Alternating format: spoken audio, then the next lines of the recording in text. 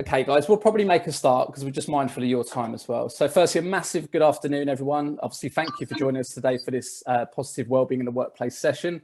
Hopefully you can all hear me. Just a thumbs up for those that can see me.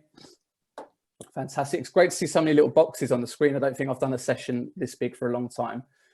Just going to do a few introductions to the team, guys. So top left of my screen, I've got Tom Jeffs. So I'll probably bring Tom Jeffs in shortly to talk about, obviously, his role and background. We've got Amy Taylor as well, guys. So Amy's our business support administrator. So throughout this session, Amy's going to be monitoring the chat function as we go along. And we've got James Selsby. There we go. James is giving us a big wave. So we're kind of the main team from CMK, guys. So again, throughout this session, if you've got any questions, obviously for those that haven't used Zoom, there's a little chat function at the bottom of your screen. I think we probably all use Zoom or Teams by now. So again, if you've got any questions as we go along, just please pop them in that chat function and Amy can spot them and call them out later on. So who are Change Your Minds Kent? So essentially, guys, we're a not-for-profit community interest company. So we kind of wear two hats. Our first hat is that actually we support local communities. And what I mean by local communities is we essentially provide early prevention, interventions to support communities lead a more healthy and active lifestyles.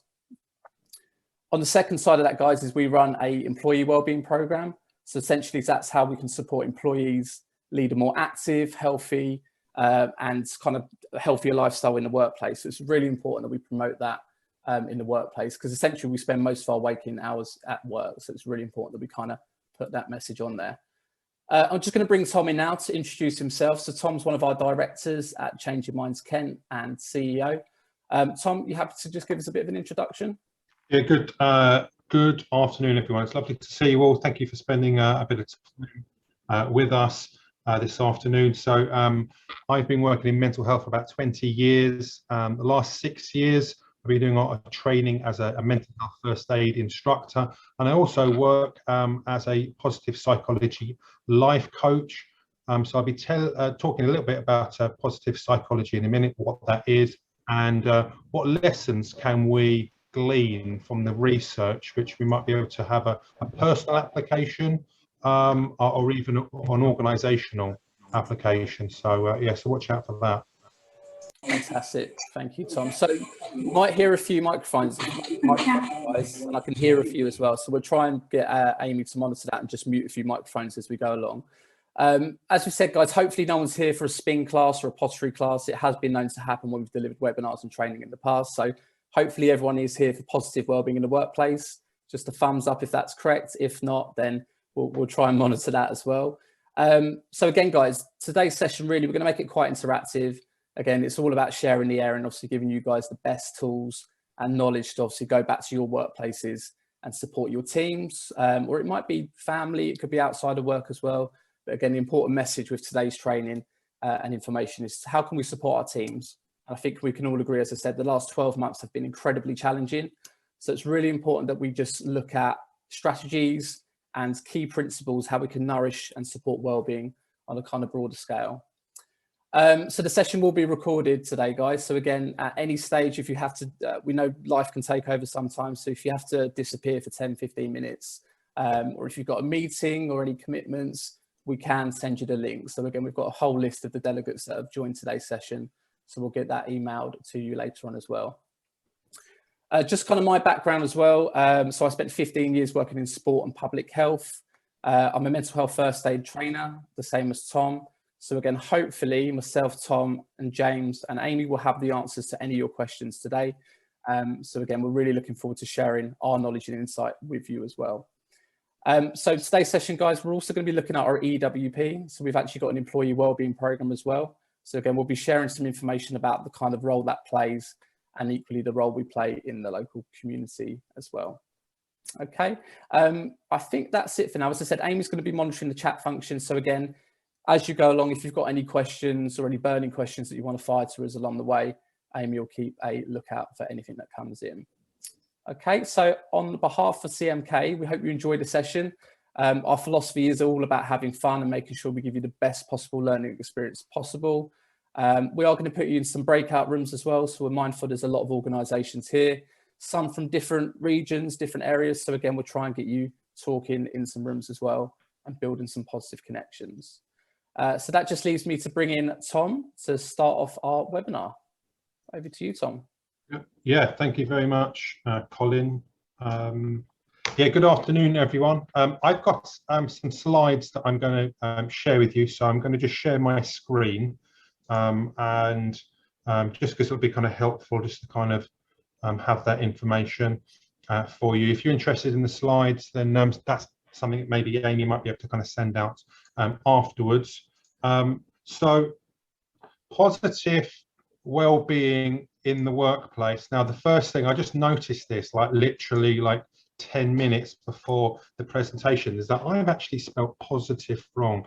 At the very first word in this presentation is wrong, and I'd love to say that that was deliberate, but it's not.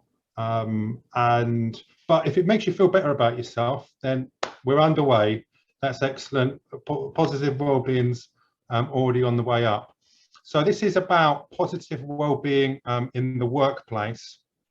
And just to give you a bit of an overview about this kind of presentation, what it is that we're going to be doing today. First of all, we're going to just be looking at a bit of an overview of mental well-being, like where we are, you know, what do the latest stats say, particularly because of the impact of COVID. So I'm just going to share some stats with you on that. As I promised before, a little bit on positive psychology. What is it? What are the lessons that we can learn? And then the main portion of the presentation, we're going to be looking at 6 lessons, 6 ideas. Hopefully there may be takeaways for you from PP, positive psychology. They're not all from positive psychology, but there's so much kind of link in there. This is an interactive webinar, so we're going to have polls.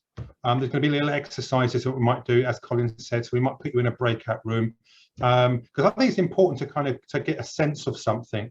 You know, you've got to kind of maybe kind of try some of these things out. Colin, I see there's people in the waiting room. You're right, letting them in and muting them. Great. Okay, so the interesting thing, I suppose, I just want to kind of comment on this picture. Difficult roads lead to beautiful destinations.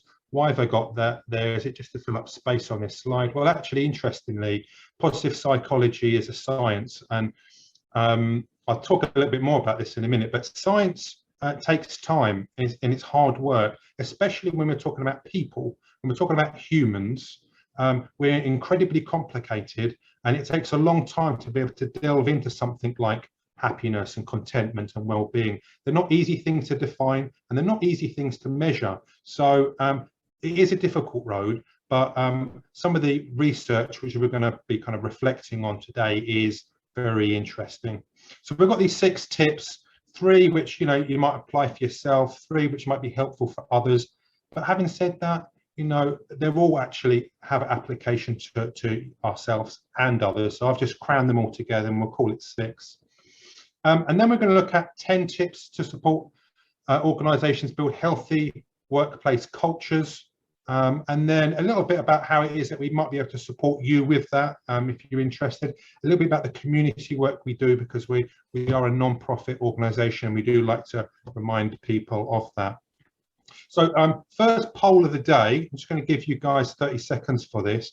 Why are you here? I suppose I'd just like to get a sense of what it is that kind of brought you here today. So I'm just going to launch this poll. Hopefully you'll have something pop up on your screen.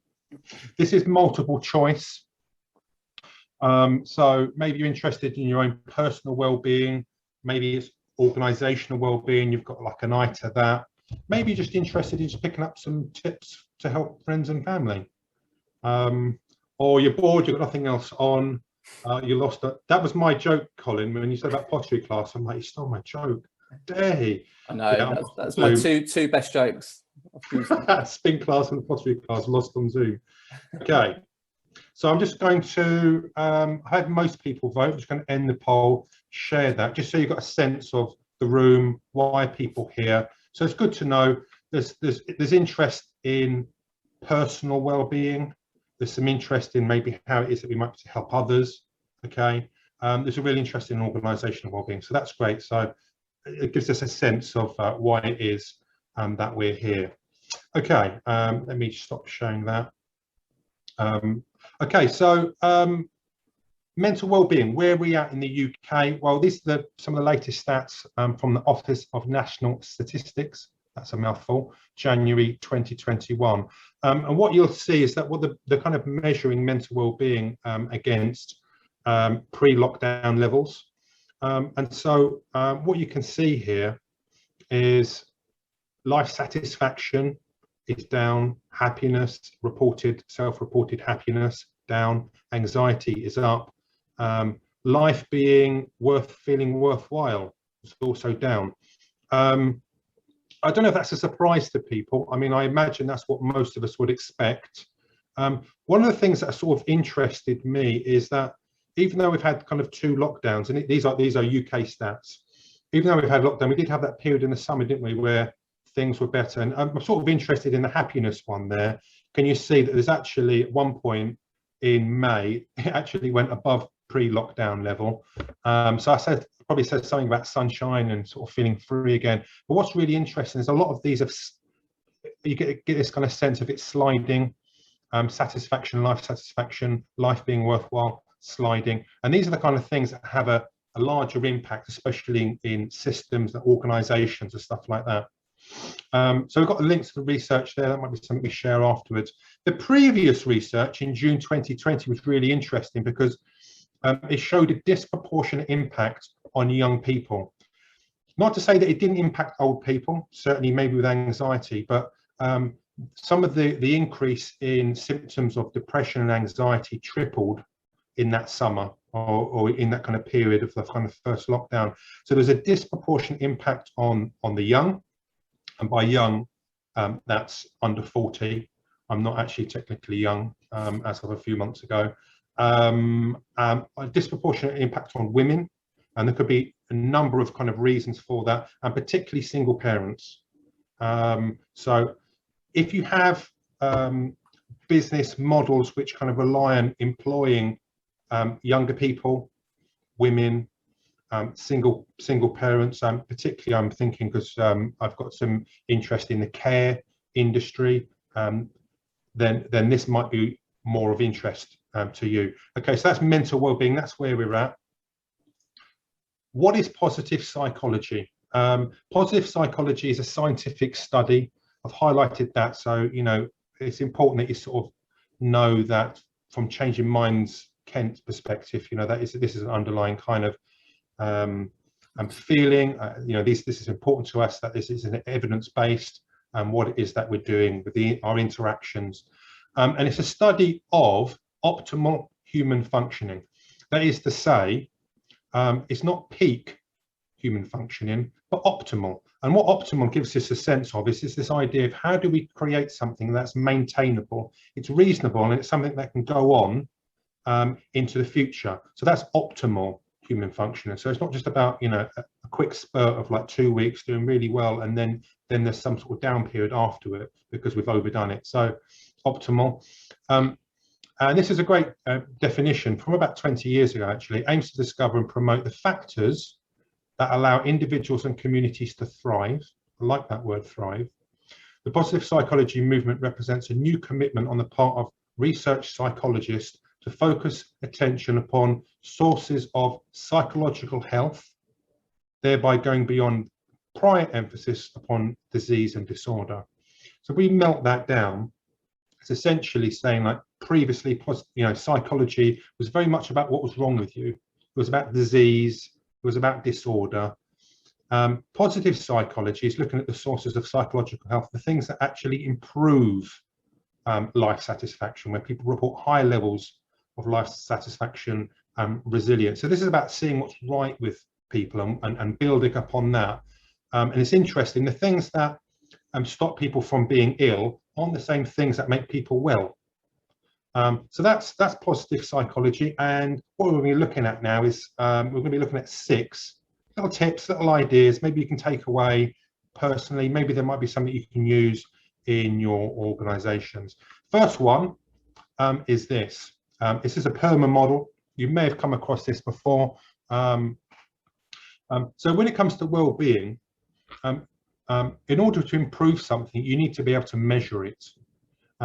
What you can measure, you can improve.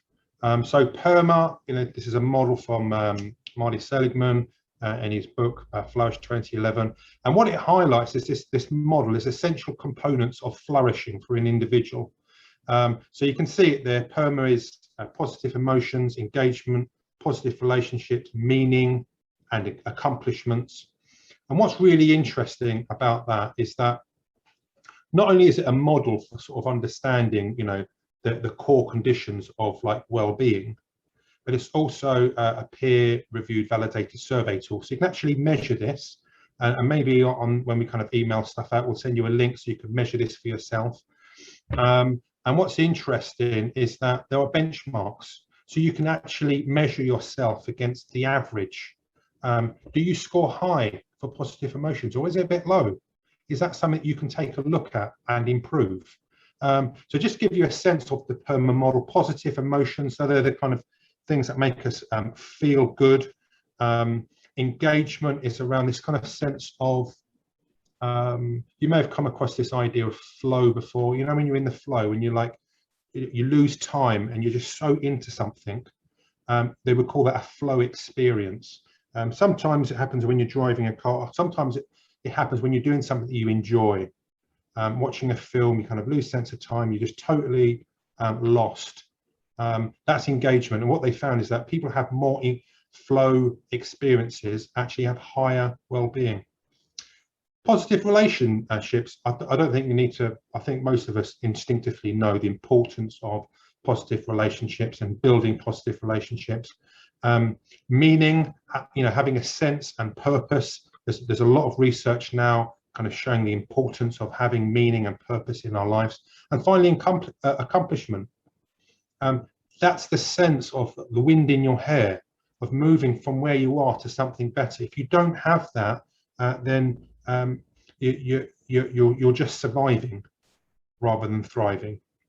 So PERMA, just so you know, we actually do a workshop on this, a half-day workshop where we actually get people to measure their own well-being, compare it against benchmarks, and you get like an individual score for each one of those PERMA, and you can compare that. So that's a really interesting kind of workshop. And then we use some kind of positive psychology kind of coaching skills to look at how we can develop a plan off the back of that to improve well-being. So that's our first one, PERMA. Second one, stress container. We love the stress container here at Change Your Minds Kent. This is a model from Mental Health First Aid England. So we use this in our training. It's something that people kind of point out as being really helpful for them. So this is a model that imagines that we are a bucket, and stress flows into that bucket like liquid, and our vulnerability is shown by the size of that bucket. Some people have unfortunately smaller buckets, some of us larger, and that can even change through our life. We have a tap there, and that represents good and bad coping mechanisms. And what tends to happen with people is obviously the liquid, the stress increases. And when it does, I don't know if you've ever experienced this, but basically when your stress bucket overflows, but that's when it all kicks off. That's when you start saying things you don't mean. That's when you start being ungenerous. And I'd like you guys to get involved with this now. If you've got a pen and paper, maybe you can draw yourself like a rudimentary stress bucket. And what we're going to get you to do is we're just going to get you to take a few minutes to write down some of the sources of stress, some of the things that you've got on your plate, some of the things that are on your mind at the minute. So I'm just going to give you a few minutes to do that. And afterwards, I'm going to be asking you all via a poll, how full is your stress container? So just give you a few minutes to do that.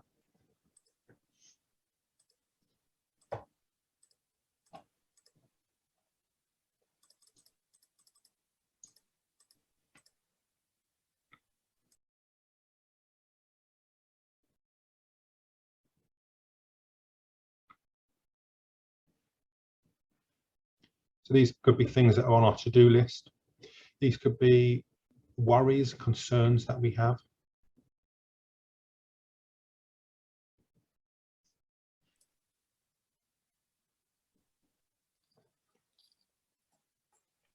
Could be money worries, could be health problems. We could be worrying about even other people's health problems.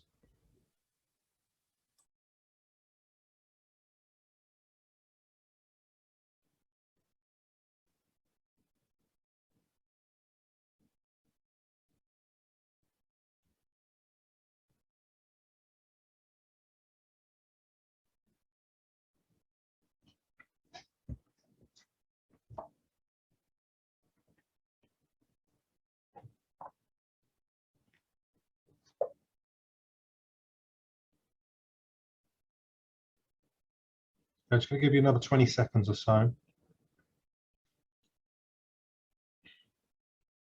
And have a little kind of sense of where you are all at.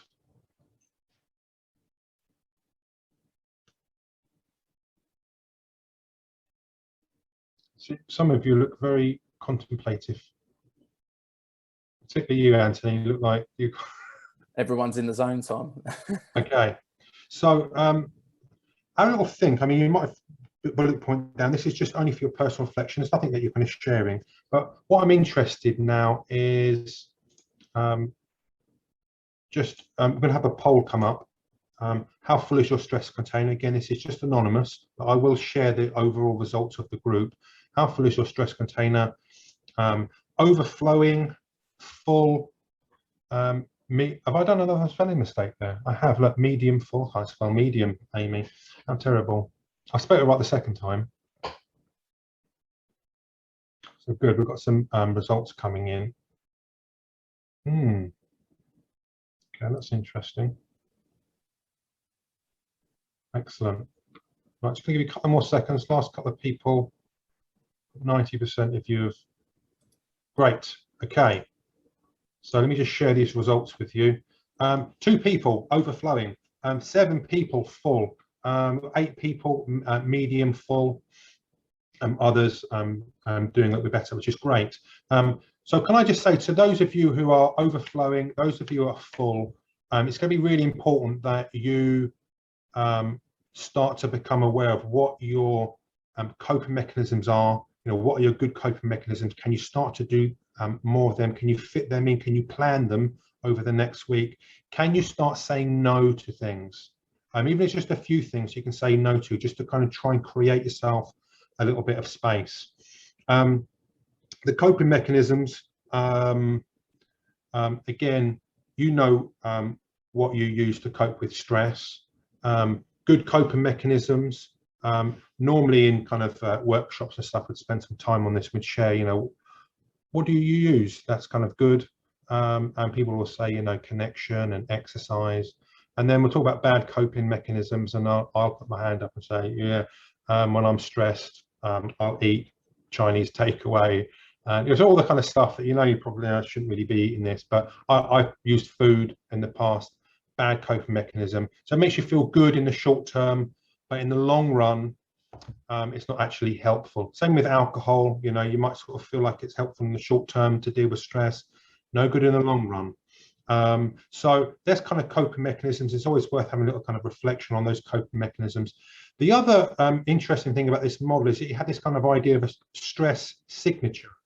A signature is something kind of personal to you, and the stress signature kind of starts to manifest itself in your behaviors as you become full. So to give you an example, some of my personal stress signatures are I start to mishear people, I start to talk quickly, I even start to drop cups, walk into doorways, because I'm so focused and I'm so kind of cerebral, I'm so in my head, I start to become unaware of the environments around me, and that is a red flag for me. That's when I'm like, right, I need to take 5 minutes. It's really important, because otherwise you make mistakes, you end up saying things you don't mean, and this is, I suppose, just trying to create this awareness that if you're aware of your stress signatures, then you can get something in place before you overflow. So that's really important. I put in here this kind of link with this kind of trans-theoretical 5-step model of change. Kind of links in with this kind of idea that change happens when you've had time to consider what's going on. There's a contemplative phase before we kind of prepare to act, and so this is really helpful for you, could be helpful for others, in just taking a moment what's going on, because when we recognize that there's something wrong, that leads to new ideas about change. So that's the stress container, that's our second one. Let's move on. Third one. Okay, resource identification. So we've got some studies here around how being aware of what we've got by way of resources is really important for our well-being. So another little exercise for you, if you've got a bit of paper, I want you just to take a minute to write down 5 people who are or have been supportive to you. Just 5 people.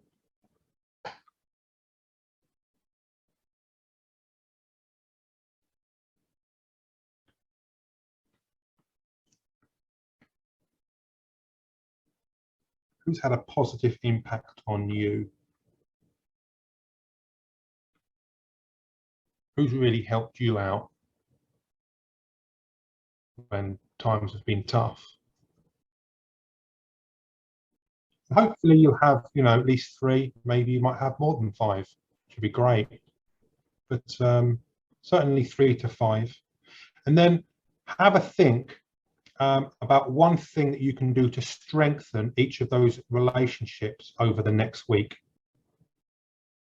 So with those names, just have, you know, jot something down. What can you do over the next week to strengthen your relationship with those individuals?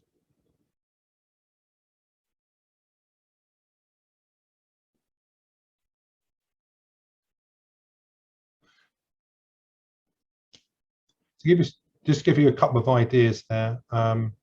Obermersky, acts of kindness. They are not only beneficial for us, but beneficial for the person receiving them, and the increase in relationship quality improves mental well-being. Gratitude letter, really interesting little task.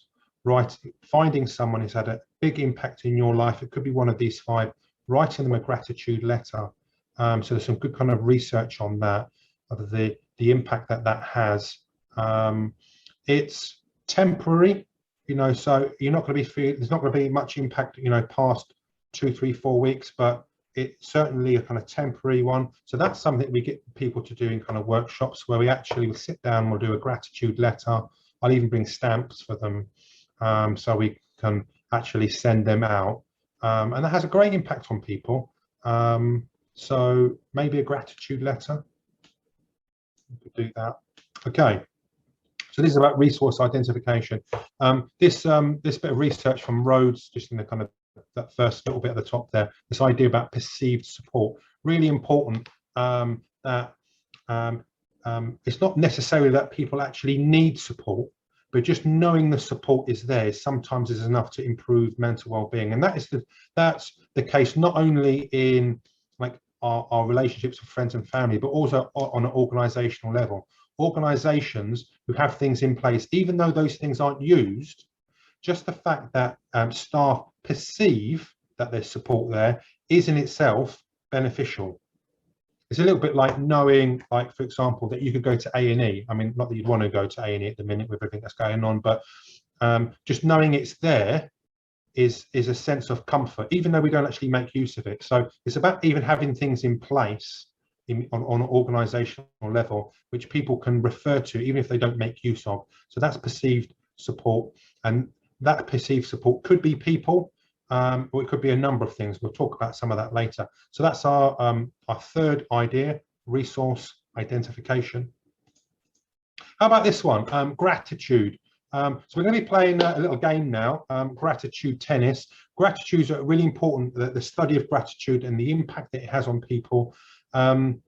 Gratitude is not a reflection of what you have, but rather it's a way of seeing the world around us. And so the research on this is very interesting.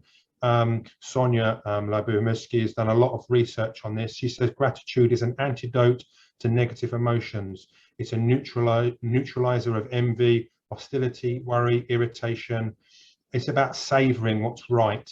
It's about taking, it's about not taking things for granted. It's about being present orientated. So gratitude is actually a practice. It's a way of seeing something. And so we're going to get, this is like something that we do in some of our workshops. It's a bit of a kind of a warm-up exercise, but we're going to give it to you. And it's really helpful when you are with someone who's not doing very well. I use this with my wife. Sometimes she uses this with me. She knows when I'm not in a great place. She'll say, come on, let's play gratitude tennis. And I can tell you, when you are not feeling it, gratitude is really difficult. But the more you practice, the more you start to see what's right in the world around you rather than what's wrong. So we're going to actually have a little practice of this. And this is how it's going to work, gratitude tennis. We're going to get you into breakout rooms, 3 or 4 people in a breakout room.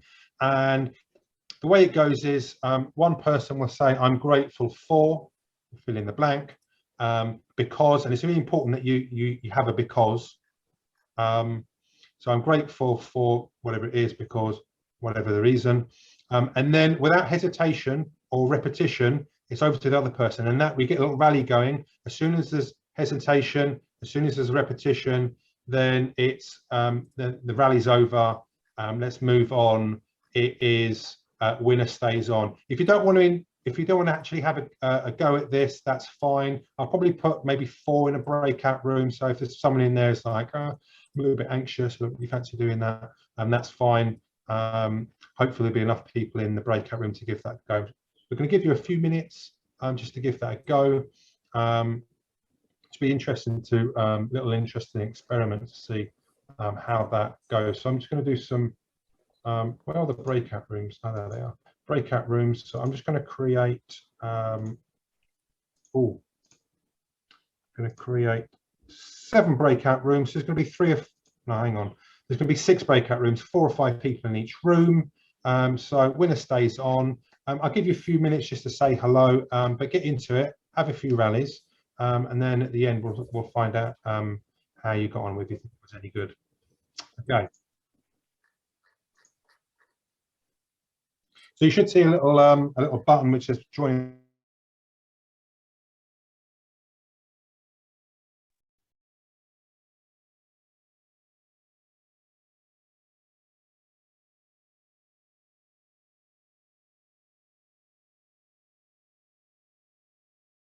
Sure.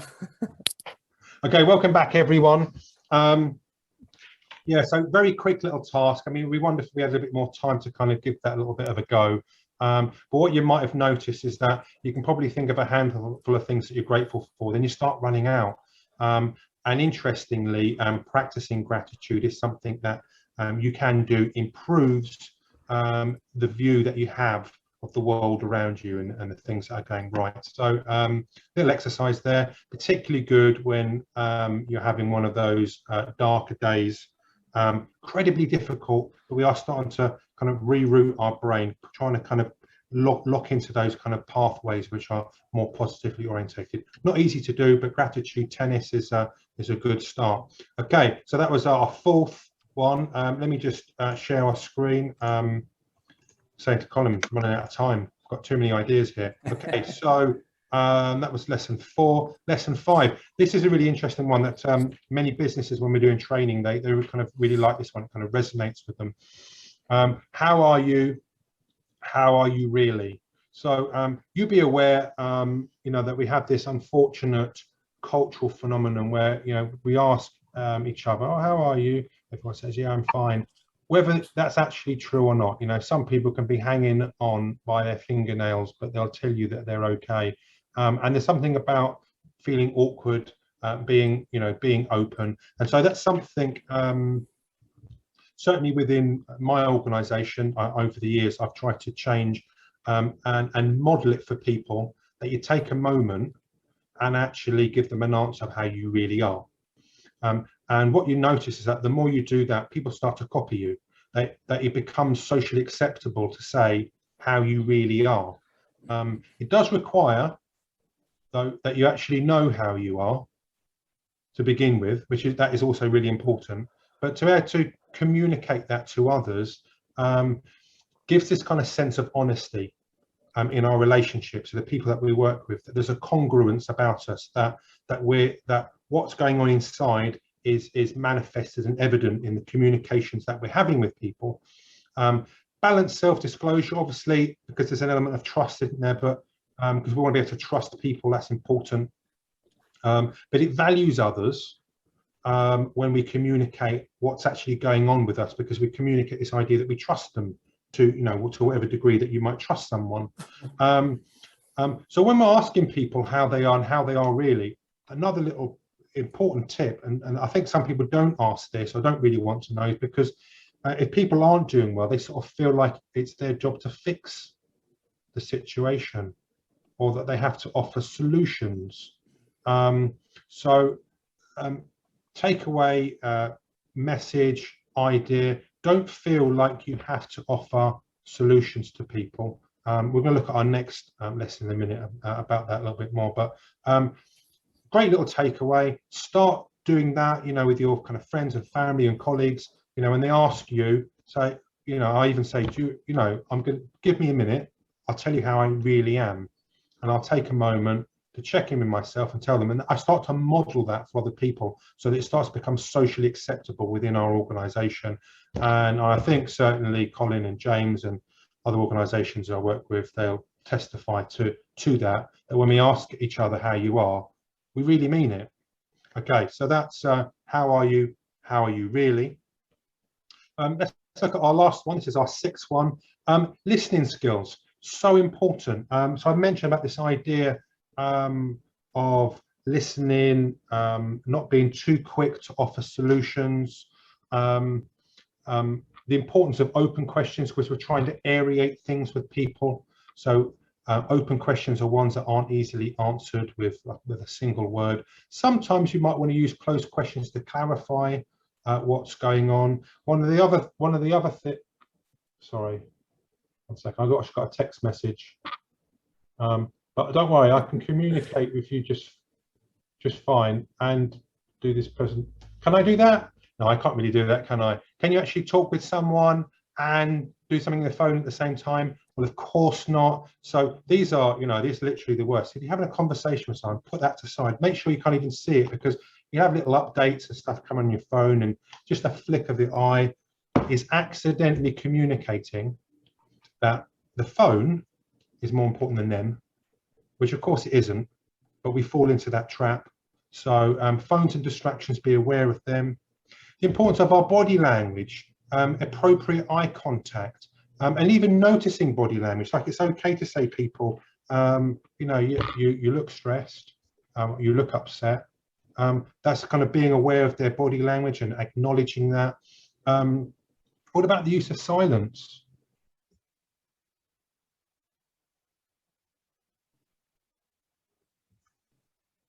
At what point does this silence start to become awkward? And like, if it is awkward, then that's something to be aware of. Do you fill in the gaps in conversations, or do you give people enough space to aerate what's going on with them, to explore what's going on? Do you finish people's sentences?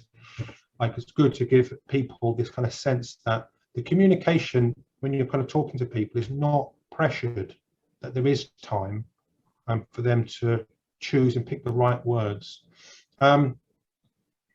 Questions versus reflection. People sort of feel like, oh, you need to ask loads of questions. And actually, key skill for kind of counsellors and psychotherapists is this idea of reflection. What is reflection? Reflection is like where you kind of reflect back to people what it is that they're saying. So, for example, it could be as simple as restating a word, or paraphrasing, where we actually just pick out key words. So someone might say, oh, I'm living with my mum in the basement, I'm feeling depressed. And you might go, oh, you're feeling depressed. So that's kind of paraphrase, or pick out key words. and we just paraphrase, and that's it. We don't ask a question off the back. We paraphrase, and we invite further discussion on that point.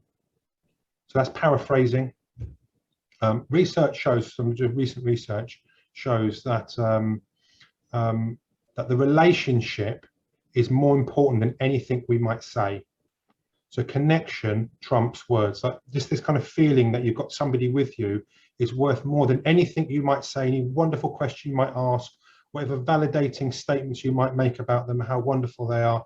That's good, but just this kind of feeling of connection, empathetic connection, that's the bomb. That's the best thing that you do. And the best way to develop that as quickly as possible is paraphrasing. So of all the kind of listening skills, and they've tried this in kind of counseling and coaching, the one that does the best is paraphrasing. So take time to practice that with your friends. When you're really listening to them, pick out key words and invite them to explore that. If you need to ask a question, simple little question like, tell me more about that.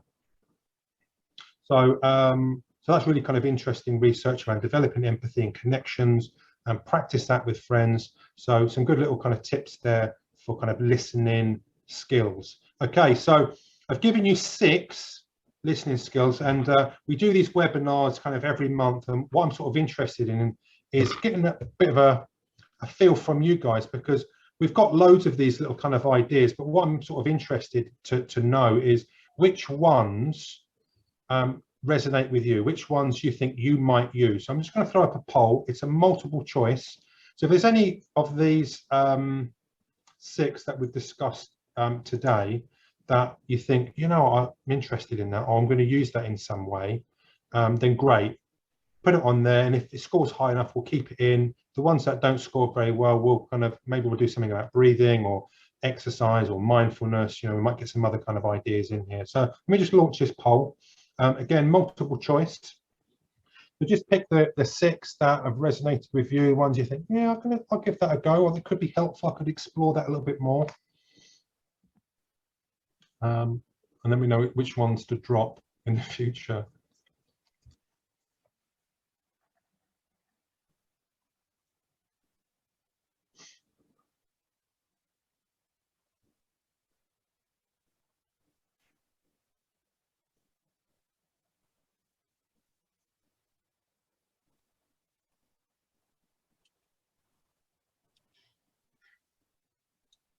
I'm just going to give you another 10 seconds. Nearly got everyone in. Okay. Oh, okay. So that's interesting. I can sort of see which one we might drop next time, Colin. Let me share this with you. So the one you really liked is the how are you really? I mean, that's a lovely little kind of tip. Followed closely by the listening skills, paraphrasing, emotional connection, really listening to people, giving them the space. And then kind of following closely the stress container and the PERMA gratitude tennis. The one people are not so sure about, connecting with people who can help you, the resource identification. So maybe we'll change it up for next time and we'll do something different. Great. Okay, so let me just stop sharing that. Excellent. So finally, before I can hand back to Colin, 10 tips to build healthy cultures within organizations. It's important that people feel like they've got their roles kind of correctly identified. That's a big kind of takeaway, making sure that people understand what it is that they're doing. There's a clear expectation. That's super important. Off the back of that, one of the things that we have done in organizations is actually created a role that sits alongside, where people are mental health first aid champions within the organization. That can be particularly kind of helpful.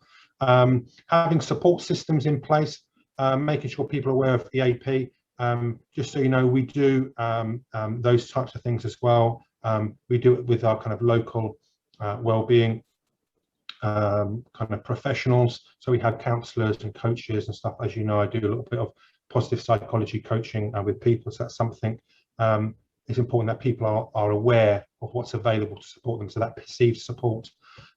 Openness, creating that open kind of culture. Knowledge is really important, and that's one thing I suppose that the organisations that we do work with have particularly found it helpful.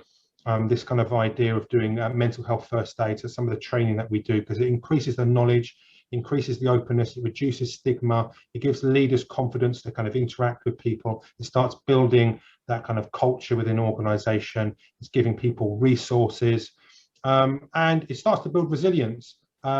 If you're interested in resilience, we do kind of workshops on resilience. It's important that though resilience is kind of needed before things go bad. Like if things are falling apart, it's hard to make things resilient. That's the kind of stuff you need to do when things are kind of going well. So that's a quick 10 tips. If you're interested in these kind of graphics, they're really great. Then follow us on LinkedIn, because we kind of post loads of these. They're from Ad Morris, they're really good. Now, thanks you for kind of listening to me. I'm just going to hand over to Colin now. He's going to talk a little bit quick about, 2 minutes. Yeah, or time's run away with We've run that's pretty much. just about our, our EWP and some of the community work that we're doing. So let me hand over to Colin. Yeah, great. Thanks, Tom. Yeah, so I'm just going to touch the surface with this briefly. Obviously, I'm very mindful of time. We've got about 3 or 4 minutes left. But yeah, part of our role with Changing Minds Kent, as we said at the very beginning, is supporting community. So workplaces, we live in a community as well. So part of our ethos is that we support the people in our community, the people that are closest to us as well. So Tom's kind of already mentioned we provide a range of different services, from training, consultancy, and what we'll do perhaps is probably get Amy to email that out to everyone that's obviously been involved in today's webinar. If we just go down, Tom, I'll just quickly talk about kind of the individual support. So kind of as Tom said, as well as kind of the training. So MHFA is kind of our gold standard training. We also offer individual support. So again, it might not be a team that actually needs the support straight away. It might be looking at the root of the problem or the issue that's concerning a particular individual. So we provide a holistic range of services. So our EWP, our Employee Wellbeing Program, is slightly different from your kind of your EAP, which you might be familiar with some of the larger organisations. So our goal essentially is to provide positivity. So we talked about the PERMA model, but how can we bring in individual support? And again, we can do that by kind of embedding what we call the 5 ways to wellbeing, something that you might have heard of as well. So again, we work with like-minded partners. So the key ethos with Changing Minds is that we're all about collaboration. So it's important for us to bring in local people that can offer that support. Now, the one thing with Changing Minds that we're really passionate and proud about is the social value. So we are not-for-profit, and we've kind of got our strap line, which is profit to people. So essentially what that means is everything we do within our EWP, or whether it's the partnership working, goes back into local communities across Kent. So it's something we've been absolutely delighted with. We've been bringing in local community interest companies as well to work alongside. And again, it's something that we feel is going to benefit the whole community on a mass scale. So it's really important that we just create that message, make it clear, reduce that stigma, and again, keep that message going. Just a bit of a snapshot of what that includes. So, Colin? Yeah, if we go back one, sorry, Tom. Colin, I'm just randomly picking slides and he's talking about them. So if you go back to 16, Tom, just go back one, that should be fine. So just a quick snapshot, guys, got 2 minutes, I'm looking at the time. So essentially that support helps fund projects that Changing Minds can facilitate. So I'll just kind of wrap around this. Obviously, social inclusion is at the heartbeat of everything that we do. We're delighted we've actually got a facility located in Thanet in Westgate, which supports anyone and everyone. So again, we're all on a continuum with mental health. It can be good, it can be bad. And again, it's important that we remove that stigma and provide a safe hub that people can come to. As part of that support as well, guys, we offer education and training. So anyone that kind of engages in our EWP projects, programs, will help support community residents. That could be parents, teachers, youth workers. So we provide a lot of MHFA training, managing challenging behaviour. There's a whole kind of pull to that offer as well. Job creation, so we've actually recruited 2 new members of staff. So again, just that added support that you guys offer for your staff. So again, you doing your part and impacting your staff's wellbeing is helping that movement on the ground as well. So again, we'll send all this information out, but the last slide really I wanted to share was that what you really do, or what a lot of partners really help us achieve, is unlocking potential investment. So we've got a lovely little screen here or picture that kind of highlights what we've achieved in the last 12 to 16 months. So we've been fortunate to engage with around 17 different funders. We've brought in around £128,000 in revenue funding. So again, it's key that everyone who supports this program helps reinvest in that local community. I think that was enough, Tom. Very good, Colin.